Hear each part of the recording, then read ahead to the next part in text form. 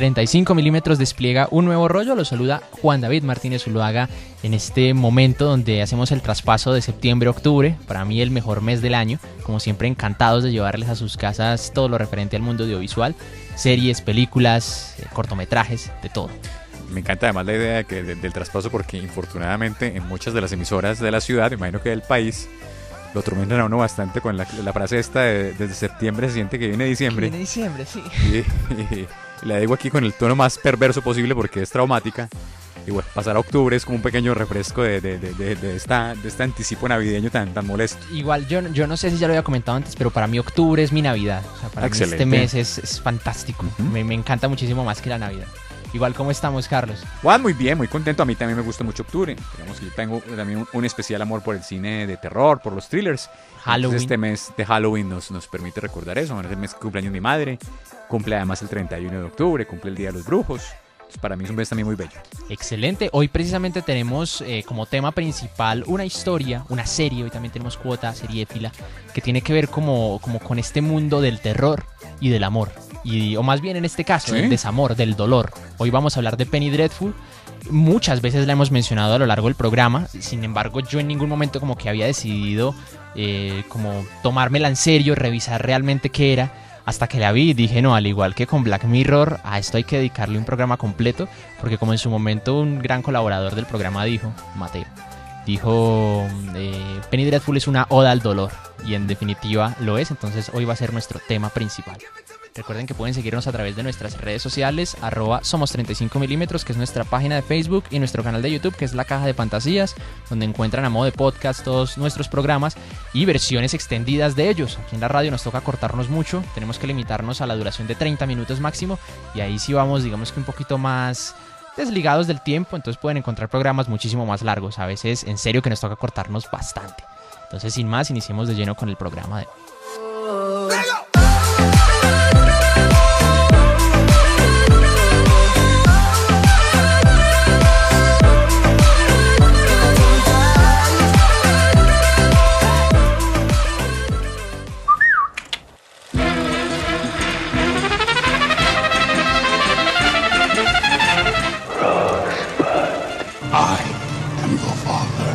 This is Sparta! You shall not pass! Expecto Patronum! You're gonna need a bigger boat. Bond. James Bond. English, motherfucker! Do you speak it? ¡Tú eres un juguete! 35 milímetros.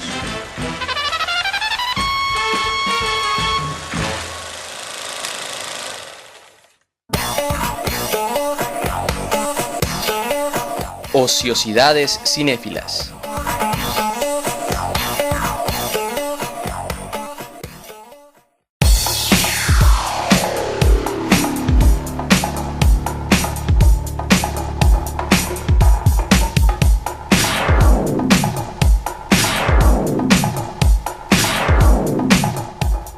Y antes de iniciar, hoy en nuestra sección de ociosidades cinéfilas, hoy quisiera tratar un tema que me gusta bastante, que tiene que ver mucho con la historia del cine y que tiene que ver con esos formatos caseros que el cine nos dio. Llegado un momento, el cine se dio cuenta cuál era la mejor forma de acercar algunas películas, de acercar esos clásicos que ya se habían ido y que no iban a volver al cine a las personas. Entonces hablamos de los formatos caseros, VHS, DVD, Blu-ray. Hoy vamos a hacer un sobrevuelo sobre todas estas tecnologías. Creo que aquí en la mesa de trabajo las hemos utilizado todas, realmente. Entonces siento que es una historia muy bonita a través de lo que el mundo del formato casero nos puede entregar. Obviamente iniciamos con la que dio origen a todo, 1975, con el Betamax, que fue realizada por Sony, fabricada por Sony. No sé, Carlos, vos ya nos habías dicho que en su momento te tocó mirar el cuento del Betamax. ¿Cómo era ese asunto? Yo es que conozco las cintas, pero realmente nunca las utilicé. De hecho, en mi casa hay una o dos, pero no tengo el reproductor. Pues Juan, digamos que una de las primeras cosas que me gustaría decir es que efectivamente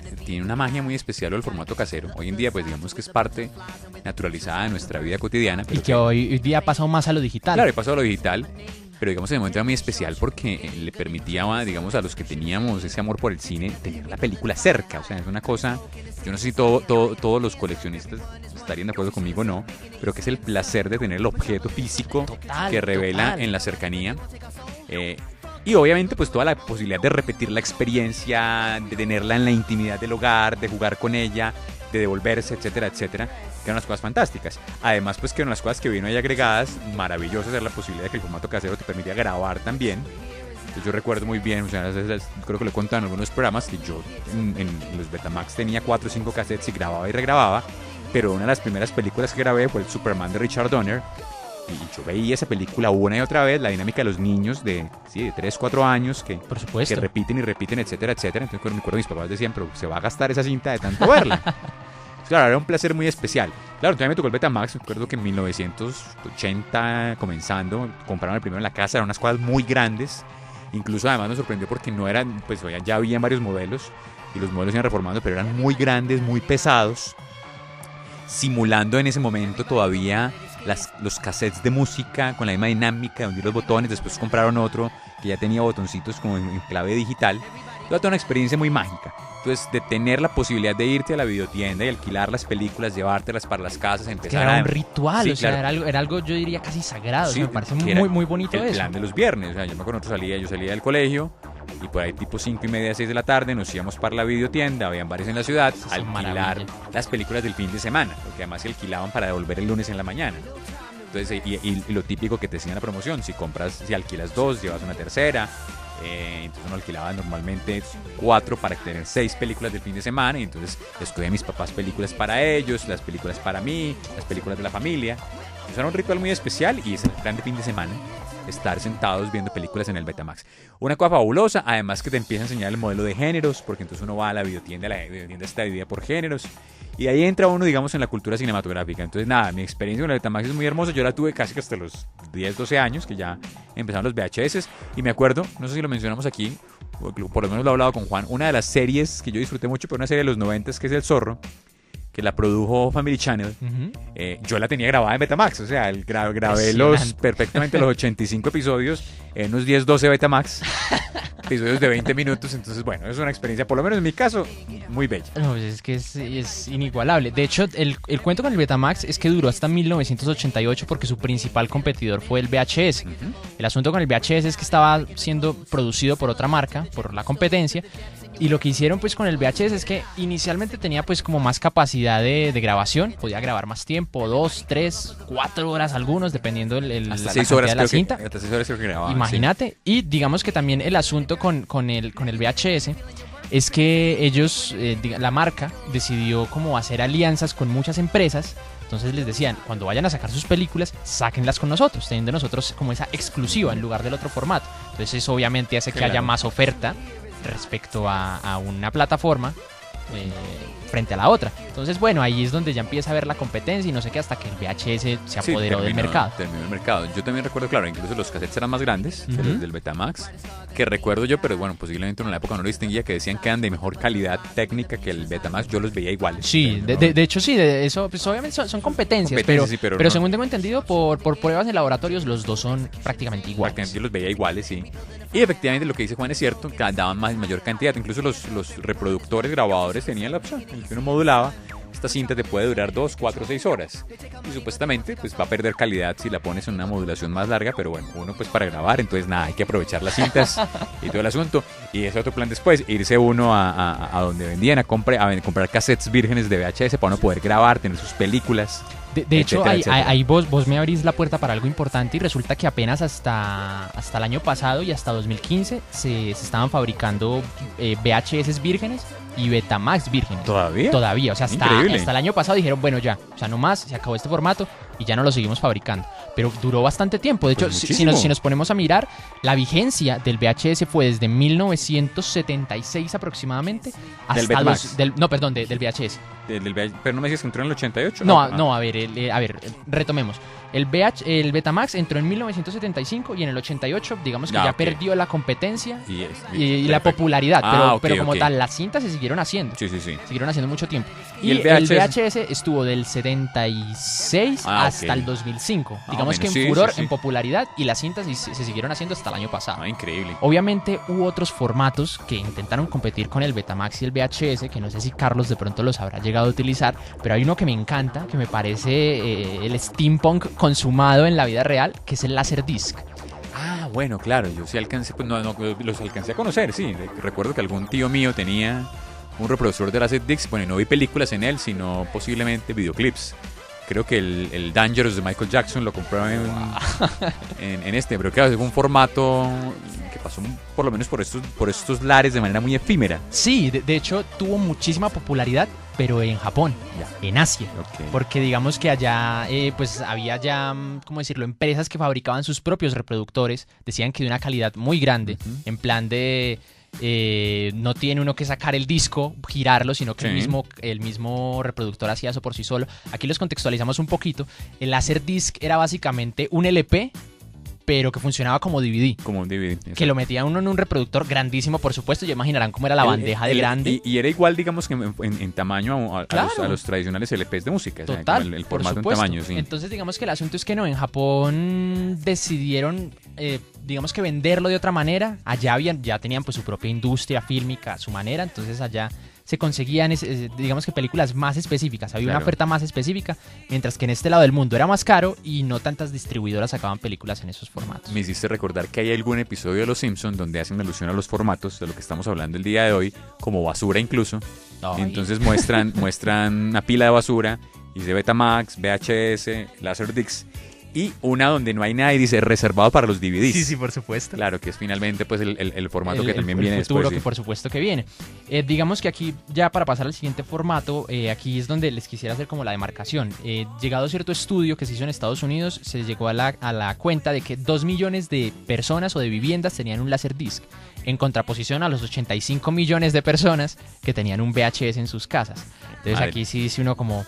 Pues madre, sí, cosa jodida. Se fabricó desde 1978 hasta el año 2000. El Laserdisc. El Laserdisc. Uy, pero empezó muy temprano, lo más que uno se Sí. enteraron muy tardíamente, porque yo vi esa tecnología en los 90, ¿sí? Pues yo conocí esta tecnología gracias a mi abuela, que tiene eso en su casa, que me parece una rareza grandísima.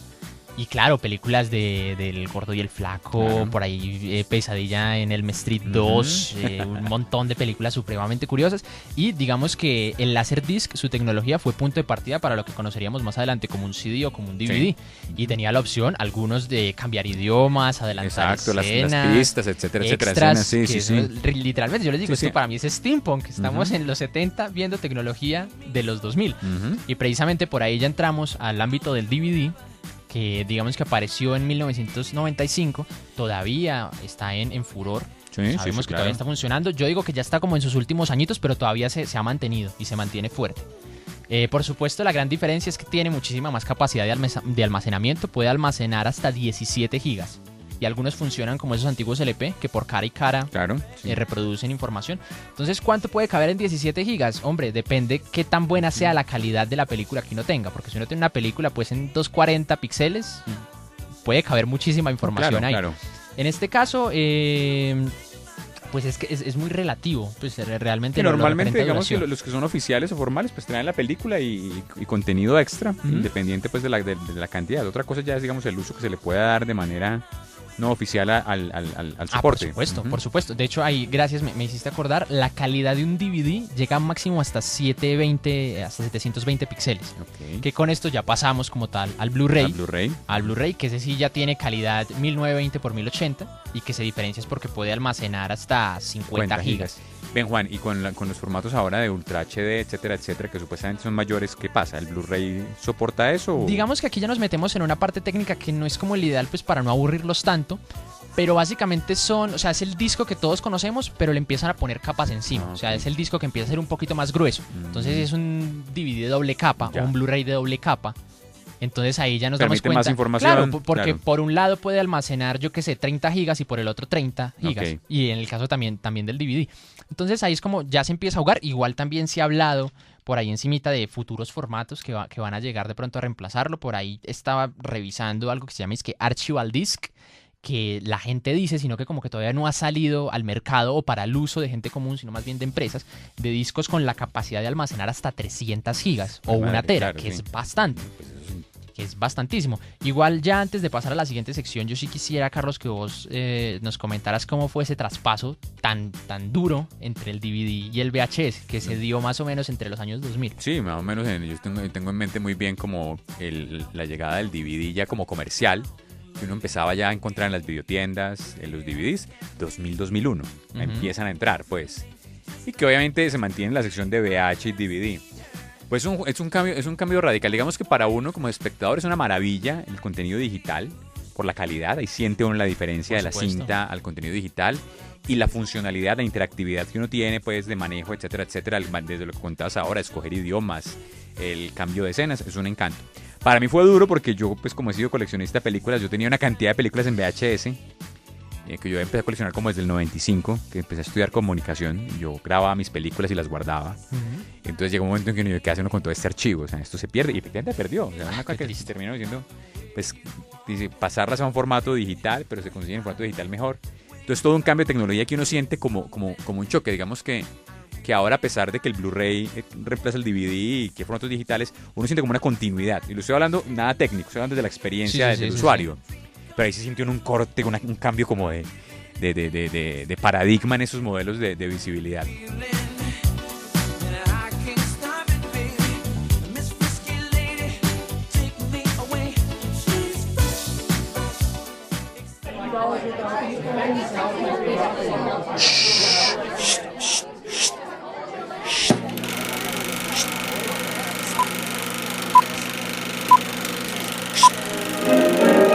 En proyección.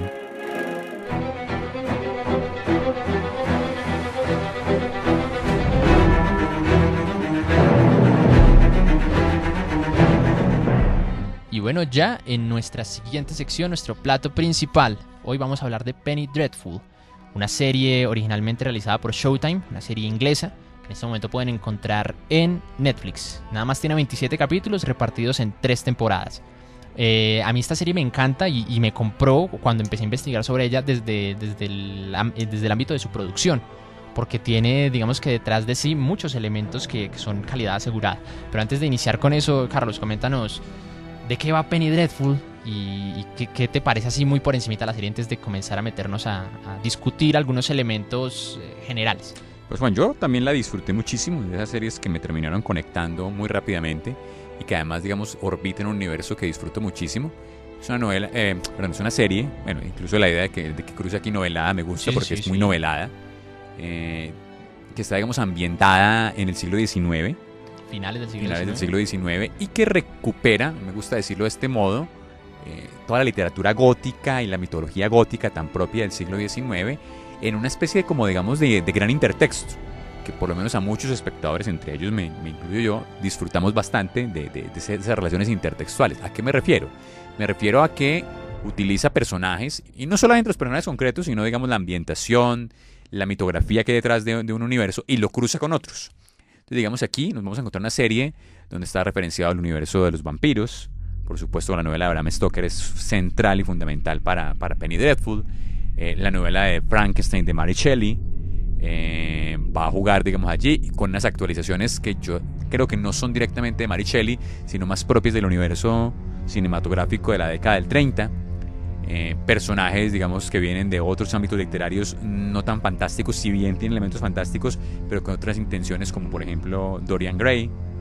Entonces, digamos que nos colocan en este universo, y como Juan decía hace un rato, se teje allí una historia en clave de terror, que tiene finalmente, digamos, todo el problema del amor como búsqueda, el amor como condición, y lo tortuoso que se convierte ese ideal de alcanzar el amor. Dicho con simpleza, digamos que eso es un buen ápice para cualquier posible espectador. Nos vamos a encontrar con una cantidad de personajes desangelados desde el punto de vista de sus deseos de ser amados. Amados, exactamente, sí, creo que es perfectamente la palabra. Entonces allí se tejen unas historias maravillosas que además, digamos, en las 3 temporadas van explorándonos como los universos, cruzándonos, encontrándonos otros tenores. Yo me fasciné con la sensibilidad, digamos, poética de la serie. Por supuesto. Cuando digo esto, no estoy hablando solamente de la poética visual, que es muy encantadora, sino de la poesía como elemento, digamos, fundamental de la historia dramática de los personajes. Con Juan lo conversamos en algún momento, y es como alrededor de todos, pero en especial algunos personajes, como va a ser Vanessa Ice, que es quizás uno de los personajes centrales de la historia, y el monstruo de Frankenstein, se tejen unos pequeños encuentros alrededor de la poesía absolutamente encantadores, que tiene un peso muy interesante en un universo que está rozando con la monstruosidad.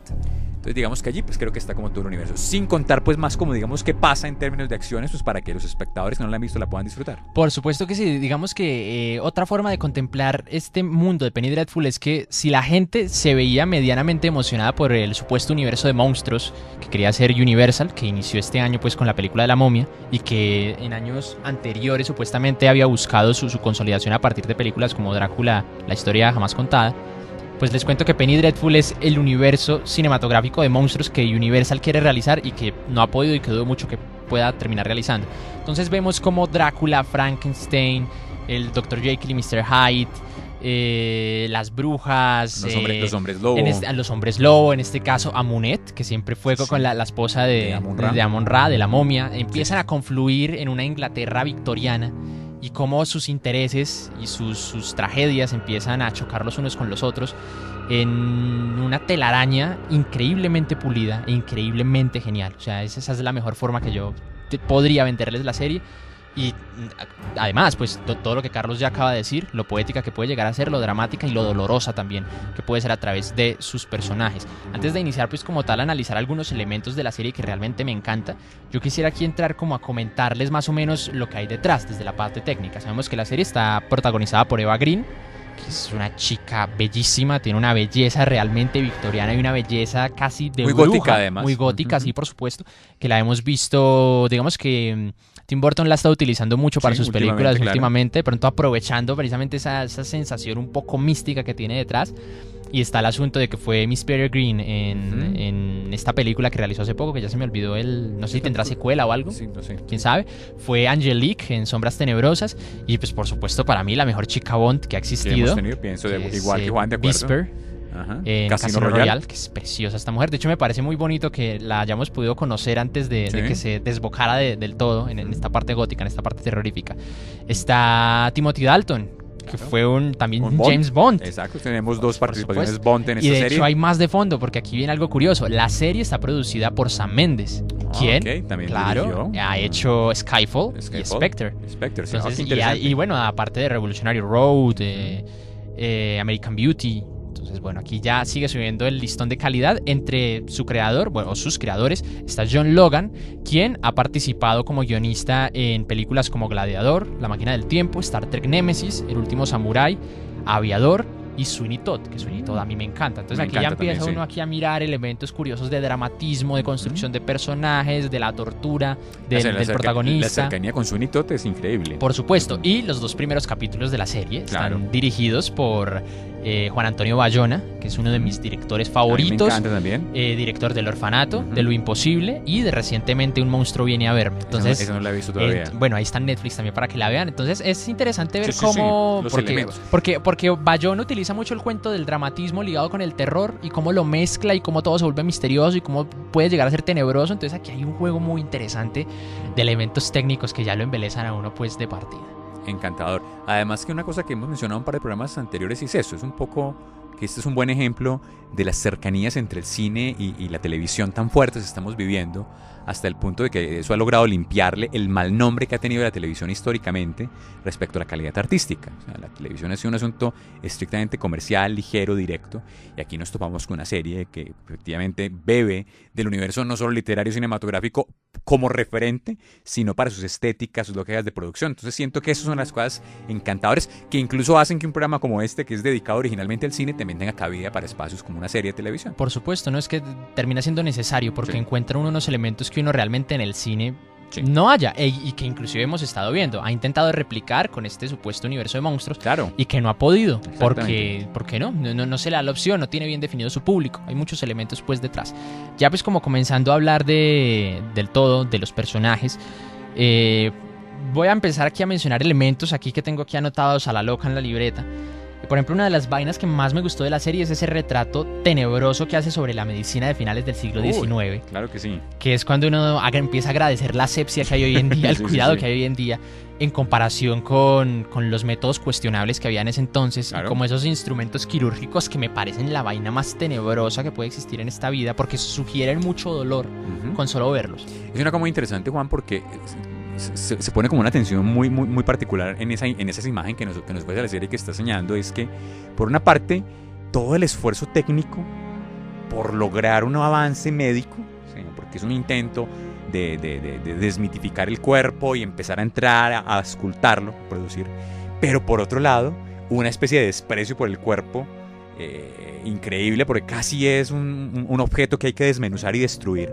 Entonces esas imágenes tenebrosas que muy bien las realizan, le tiene temor a ese tipo de medicina, y al mismo tiempo pues uno agradece que todo ese tipo de impulsos vayan a desembocar en el tipo, digamos, de cuidado que tenemos con el cuerpo actualmente. El asunto del color, por ejemplo, en estos hospitales antiguos me genera mucho terror. Siento que son muy siniestros porque no es una blancura a la que uno está acostumbrado, no, para nada, sino que es como un tono amarillento que sugiere como la baldosa blanca manchada de sangre. Mugre, sí. Siente uno mucho dolor, y de hecho hay un capítulo entero, varios capítulos dedicados a cómo Vanessa tiene que recluirse en un hospital, someterse a unos tratamientos terribles, casi lobotomía. Claro. Por ahí trepanación también de por medio. Y vemos además finalmente morgues, vemos anfiteatros supremamente terribles, unas prácticas absolutamente dolorosas. El universo donde el doctor Frankenstein construye al monstruo, si bien pues no es un parque médico, funciona también como con esa clave de tenebrosidad tan tremenda. Y lo que vos decías de cuerpos que ya nadie reclama, completamente NNs, y cómo empezar a experimentar con ellos, conocer el cuerpo y recrear en este caso al moderno Prometeo, que por ahí también hay un juego muy bonito. Muy encantador. Con el monstruo de Frankenstein, que creo que es de los personajes nacidos para sufrir. Pero qué terrible el dolor en el que se ve envuelto. Yo son los personajes que más disfruté de la serie. Sabemos muy bien que muchas de las representaciones del monstruo, por supuesto, digamos, en el origen de la novela de Mary Shelley, está inclinado precisamente a ser una especie de alegoría de la humanidad por fuera de la humanidad, o sea, del monstruo más humano que la propia humanidad. Pero aquí alcanza unos picos. Sí, nos entrega unos elementos dolorosísimos. De hecho, ahí me hiciste acordar, quien encarna al monstruo de Frankenstein, que adquiere diversos nombres a lo largo de la serie, también estuvo en Black Mirror, estuvo en el capítulo piloto, en el de que secuestran a la princesa y tiene que violar a un cerdo. Pues él es el protagonista de ese capítulo. ¿Él es el protagonista de ese capítulo? No. Sino que es que tiene un trabajo de maquillaje. Qué maravilla de relación ahí. Sí, porque digamos que una de las escenas que ya la sugerí hace un momento, pero que muy bien recuerdo, tiene lugar entre Vanessa Ives, que es el personaje que protagoniza Eva Green, y digamos este actor que interpreta al monstruo de Frankenstein, que se teje en medio de una suerte de catacumbas modernas, y está alrededor de la poesía, o sea, está alrededor y también de la enfermedad. Y de la enfermedad, exacto. Entonces es como un par de cuerpos rechazados, un par de personajes periféricos, literalmente ambos cercanos a la monstruosidad por otras razones. Y que cada uno tiene sus pecados, porque eso también me parece muy curioso. Sí. Aquí, en este mundo de monstruos, no hay blancos ni negros. Exacto. Aquí todo el mundo está manchado por el dolor y por el pecado. Ahí me encanta porque, como lo dice Juan, es otro elemento muy bien. La moralidad sale digamos, de la escena como discurso. O sea, no hay nada moralizante en la historia. Mucho más humano. Claro, y nos encontramos, para mí, con los personajes más humanos, en el momento más humano, cruzado por el arte, como esa, en este caso ni siquiera como salvación, sino como último recurso de lo humano.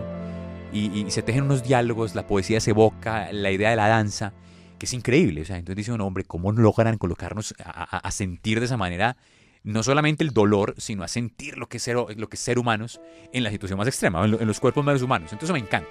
Por supuesto que sí. De hecho, también continuando con todo este cuento del terror, con todo este cuento del dolor de los monstruos, por ahí también hay cierto capítulo en homenaje al exorcista. Entonces todo está dedicado a cierto personaje que dentro de sí tiene un demonio. Volvemos al cuento: demonios, brujas, momias. Es que todo se entreteje. También me gusta muchísimo.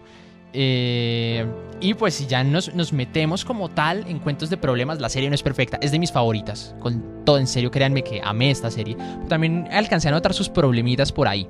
Por ejemplo, uno de los elementos que menos me alcanzaron a gustar fue el cuento de la dirección de escenas de acción. Siento que, o sea, la serie está pensada para ser dramática y para construirse a partir de los diálogos. Cuando llega el momento que de pronto sube un poquito más la adrenalina, hombre, las 2 primeras temporadas sí siento que me quedaron debiendo. De pronto ya en la tercera, con cierta pelea por ahí en una iglesia, una balacera por ahí detrás, un asalto por ahí a un tren, de pronto y la vaina cambia. Pero sí siento que originalmente las escenas de acción, realmente no tanto. Y también encuentro el uso de algunos personajes un poquito gratuitos, y aquí sí quiero irme con toda frente a Dorian Gray, que siento que el personaje, hombre, es curioso, me parece que tiene toda la cabida del mundo, porque me parece que está en el momento que es. En el universo, claro. Y también sabemos que es un personaje torturado, que se entrega a los placeres desmedidos, a un ciclón de amoralidades, y que al final se siente vacío porque nada lo llena. Eso me parece genial. Pero llegado a cierto punto sabemos que todos los personajes confluyen al mismo apocalipsis, Sí. a algo importante. Mientras que Dorian Gray está ahí por su lado, en su vida bohemia, que siente uno que originalmente su función era como conectarlos a todos, ser como una terminal donde todos terminaban confluyendo, el baile, tal persona se conoce con tal otra gracias a él. Pero por ejemplo ya en la tercera temporada uno ya empieza ya como a cuestionarse, bueno, y la función de él aquí es tener su propio arco dramático tan cerrado de todo lo otro que al final hasta él mismo termina, o sea, tiene una resolución como, sí, como muy solitaria realmente. Sí, sobre todo en la tercera temporada se siente mucho lo que Juan sugiere y es la desconexión, digamos, como con el universo central de la serie. Yo lo disfruté mucho en la primera temporada. Por supuesto. La primera temporada el trabajo de Dorian Gray me gusta bastante y sobre todo porque es muy macabra la relación con digamos, como con el género femenino. Una cosa, pues, digamos, del cuerpo en desgaste, o sea, de desgastar al otro, de uso. Y obviamente alrededor del tema de la sangre, que ya sugiere, pues, como el tema de vampirismo sin que él sea, Sí, claro, sí, pero claro. está bien logrado y es un personaje muy macabro, digamos que ya este es llevado al extremo incluso de la carencia de humanidad, diferencia de lo que vemos en otros personajes. Pero coincido con Juan en que en la tercera temporada en especial el personaje tiene cierta gratuidad. Y digamos pues que si el asunto era, como dice Juan, un arco independiente, uno agradecería pues que ese arco independiente realmente tuviera por lo menos unos mínimos nexos con Por la, supuesto. con la estructura central de la serie. Pero yo Por su- coincido con de hecho, con que inclusive el personaje se él desconecta. llegado a cierto punto tiene una pareja, Sí, se sí, llama claro. Lily, y siento que Lily hasta lo termina avasallando a él, porque Sí, claro. hay una subtrama ahí en la tercera temporada Sí. relacionada con feminismo, con cómo las mujeres se levantan ante los hombres que siempre las han Claro. maltratado, sobre todo pues hablamos de meretrices, de Sí, sí, madres sí. Que han perdido a sus hijos. Siento que llegado a cierto punto todo el cuento de Lily ya sobrepasa a Dorian Gray, sobrepasa inclusive por ahí también a Frankenstein. Entonces dice uno como, bueno, de pronto faltó un mejor manejo de algunos elementos, en muchos sentidos. Si seguimos aquí con el cuento, yo diría que hay una simbología muy bonita en la tercera temporada relacionada con Vanessa. El personaje de Vanessa me parece preciosísimo. Creo que logré una conexión con ella que solamente había logrado en literatura, y eso creo que también habla muy bien de la serie por sí solo. Y es que yo siento que hay cierto simbolismo con relación a la depresión y al suicidio, Sí, claro, referente creo a la que sí. tercera temporada, de cómo ella ya llegado a cierto punto se empieza a sentir bastante sola, se empieza a sentir completamente aislada, se aísla en muchos sentidos, y aparece por ahí la figura del terapeuta, del psicoanalista, Sí. que también siento que Que tiene es unos muy, elementos que es muy muy interesantes. decimonónica además, claro, sí. Claro, por supuesto. Y bueno, ya digamos pues si seguimos con este cuento de los personajes, también está todo lo referente a almas tristes y mortificadas, siempre, que hallan la paz al relacionarse con otras almas igual de jodidas que ellas. Y es algo que me parece muy bello, porque creo que habla mucho como de la necesidad que está en hallar al otro, Compartir la soledad, sí. compartir la soledad, que me parece completamente genial. Carlos, no sé qué otros elementos a ti, te hayan podido a ti llamar la atención. No, Juan, no, yo creo que me sumaría como a los que dices vos. Yo digamos pues que quisiera es como nada, rescatar lo que les mencioné hace un momento, arrancando, y es esa capacidad de hacer una interrelación entre todo ese universo. Me encanta. Un personaje que disfruté mucho fue el personaje... ¿Ethan se llama? Ethan Chandler. Ethan Chandler, que es el que va a ponernos la cuota de licantropía, Ujú. de Hombre Lobo, y que hizo pues una conexión muy interesante, muy bella, digamos, como con Norteamérica, ahora que siendo la serie ambientada en Europa, etcétera, etcétera, y bueno, y todo el tema de este nuevo continente que estaba en desarrollo de civilización, de Industrializándose, conquista, claro. industrializándose, sí. Entonces creo que lo era una cosa allí interesante y me gustó mucho porque fue una cuota de un personaje de gallardía, de personaje, digamos, caballeresco, entre comillas, Ujú. por supuesto, pero que lo hace pues con todo el corazón, pero que es un personaje además atormentado como todos los otros, pero que carga tras de sí como la culpa muy marcada. A diferencia de otros, la culpa en él sí es un asunto muy particular. Cierto, porque hay una disociación de personalidad por ahí. Exactamente, muy interesante. De la que él no tiene control, por supuesto. Y entonces digamos que disfruté muchísimo de eso y cómo esto volcó, digamos, la extensión en la tercera temporada a Norteamérica, el regreso al tema del padre que estuvo todo el tiempo insinuado, esa figura pues como es volviendo a la cuota psicoanalítica, de romper con la figura del padre, y cómo esa ruptura con la figura del padre en el fondo es por dominar el deseo, y ahí se teje otra vez una cantidad de cosas interesantes que logra como ese tipo de universo que digamos con los que yo más me conecté, con él, con Frankenstein y con Vanessa. y con Vanessa, sí, los tres personajes. Pues a mí con los que también me quedo. me gusta mucho todo el cuento del lobo, sobre todo porque hay cierto sincretismo por ahí detrás que sugiere que en todo momento sugiere que, hey, de pronto este no es un humano, de pronto Sí. tiene algo detrás.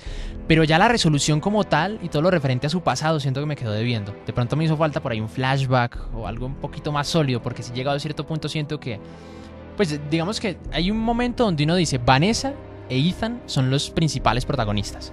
Y como que así como a Vanessa en su momento le dedicaron un montón de capítulos explicándonos el asunto de su posesión, el asunto de su locura, el asunto de la gran traición que tuvo frente a su amiga Lucy. Yo también esperaba algo parecido con Ethan y siento Es que, posible, que, sí. que sí me quedó faltando en muchísimos sentidos. Carlos, conclusiones finales acerca de esta serie. Nada. ¿Y por qué la gente debería verla? No, se la recomendamos en especial a todos los que les interese este universo de clave gótica, a los que estén cercanos a un cine de terror, digamos, con cierta dimensión que podríamos llamar de trama psicológica profunda. Y clásica por ahí Clásica también. en ese estilo, sí. Y que efectivamente, digamos, son ese tipo de piezas que permiten que la televisión logre cosas interesantes, las que hay que seguir apoyando, creo yo. Por supuesto, no, a mí realmente me encanta, no sé por qué me demoré tanto en llegar a ella, pero es una joya grandísima, un poquito ignorada me atrevería a decir, de pronto por su parsimonia, pero tiene un componente doloroso y en su construcción de personajes que siento que solo por eso vale muchísimo la pena verla y ver cómo cada uno se termina sumiendo en sus propios demonios. De hecho ese es el eslogan de la serie, todos tenemos nuestros propios demonios.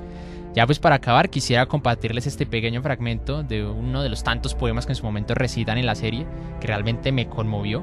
Y pues nada, ya saben, Penny Dreadful, 27 capítulos, 3 temporadas, la pueden encontrar en nuestro servidor de confianza favorito, que en este caso sería Netflix. Bueno, y el fragmento dice así: palpiten estrellas felices, palpiten sobre todas las cosas, palpiten con mi corazón más bendecido de lo que el mismo corazón puede darse cuenta. Bendecido, pero que algún infortunio de fondo parece suscitar. Pero no será así, que todo esté bien, que esté bien. Hasta la próxima semana.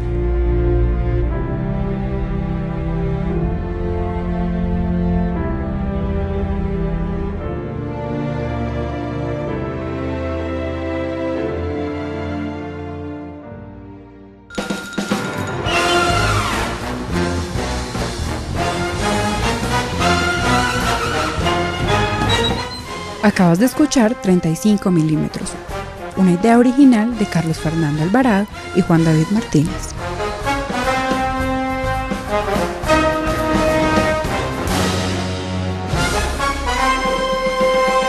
I'll be back.